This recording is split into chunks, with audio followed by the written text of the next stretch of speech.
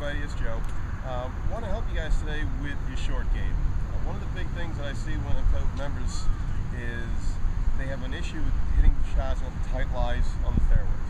They have an issue hitting chips and pitches, but especially pitches. And what really kills a lot of people is they take their chipping setup and bring it into their pitching shot. And what I mean by that is they have too much shaft lean. When we're chipping and hitting a low running shot, put the ball in the back of the stance, the shaft leans forward, and then we just kind of brush the motion, and a nice little brushing motion. But when we're pitching the ball, we've got to get the ball up in the air. The ball's going to go a little bit more forward. We go a little bit forward to center in your stance. When we do that, the hand should be coming more even with the golf ball instead of so far ahead. We want them more even with the ball.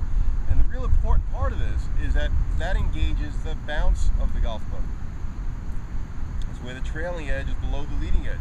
So when we make contact with the ground, the club doesn't dig. When the hands get too far away, too far forward, when they get too far forward, you're going to dig like that. And we hit some pretty horrible misses when that happens. Okay?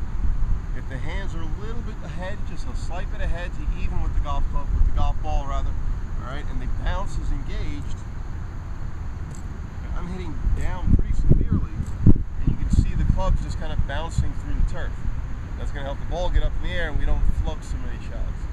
So just be careful that you don't take your chipping setup and bring it into your pitching motion. Okay, because that's not going to equate to high stall shots. You can hit some high stall shots off the tight turf, off the closely mown turf, but you got to make sure you use the clubs properly. Okay, especially if you're using a lob wedge. A lob wedge is going to have a little bit less bounce than your sand wedge. So if you're not using that bounce properly, you're going to dig. Alright, and that's no fun. I see it all the time, unfortunately. Okay? So make sure the hands are more even and brush the grass. Swing right through it. Don't try to